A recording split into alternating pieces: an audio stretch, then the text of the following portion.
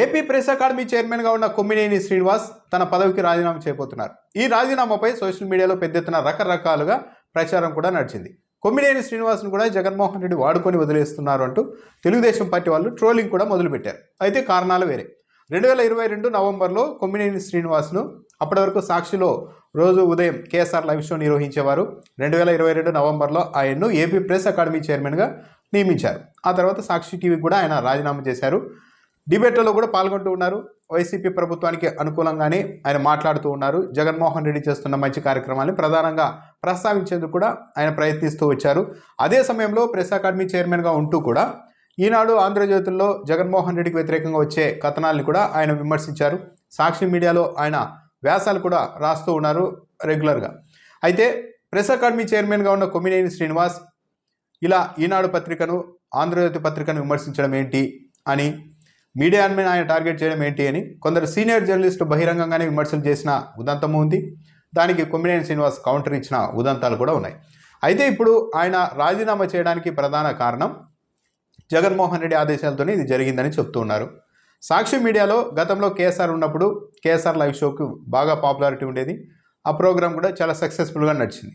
ఎన్నికలు సమీపిస్తూ ఉన్న వేళ తెలుగుదేశం పార్టీ మీడియా సంఘటితంగా వైసీపీ ప్రభుత్వం పైన దాడి చేస్తూ ఉన్న నేపథ్యంలో ఉన్న సాక్షి టీవీనైనా సమర్థవంతంగా ఉపయోగించాలి అన్నది వైసీపీ భావనగా చెప్తున్నారు.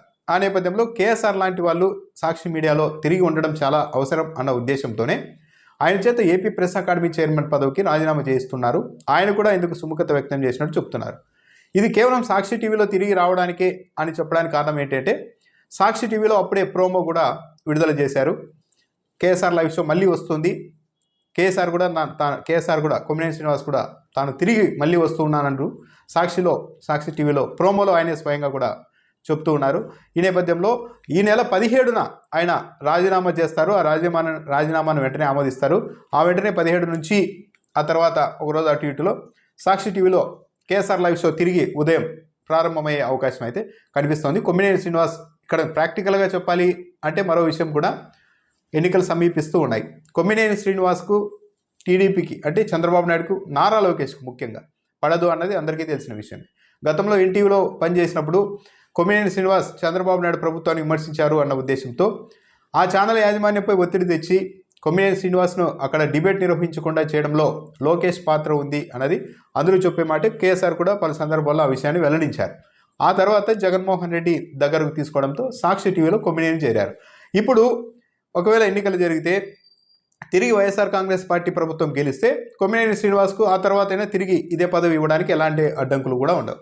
ఒకవేళ ప్రభుత్వం మారితే కొమ్మినేని శ్రీనివాస్ను తెలుగుదేశం ప్రభుత్వం కొనసాగించే అవకాశం లేదు.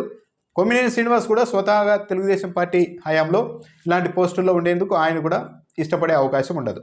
కాబట్టి ఇప్పుడు వైఎస్ఆర్ కాంగ్రెస్ పార్టీ గెలవడం అన్నది అటు కొమ్మినేనికి కావచ్చు, జగన్మోహన్ రెడ్డికి కావచ్చు చాలా ముఖ్యం. కాబట్టి తాత్కాలికంగా ఈ రాజీనామా చేసి సాక్షి టీవీలో తిరిగి తన కేఎస్ఆర్ లైవ్ షోను ప్రారంభించడం ద్వారా వైసీపీ ప్రభుత్వానికి కావచ్చు, సాక్షి మీడియా కావచ్చు తన సేవలను అందించాలి అని కొమ్మినేని భావిస్తూ ఉండవచ్చు. ఒకవేళ వైఎస్ఆర్ కాంగ్రెస్ పార్టీ ప్రభుత్వం తిరిగి అధికారంలోకి వస్తే మళ్ళీ ఆయనకు ప్రెస్ అకాడమీ చైర్మన్గా కాకపోతే ఇంకో పదవైనా కూడా ఇవ్వడానికైతే అవకాశాలు ఉంటాయి. కేవలం ఎన్నికల్ని దృష్టిలో పెట్టుకొని సాక్షి మీడియాను సమర్థవంతంగా ఉపయోగించుకోవాలి, ప్రతిపక్షాల ఆరోపణలు సమర్థవంతంగా తిప్పికొట్టాలన్న ఉద్దేశంతోనే కేఎస్ఆర్ సేవల్ని ఈ విధంగా వాడుకుంటున్నారని చెప్తున్నారు.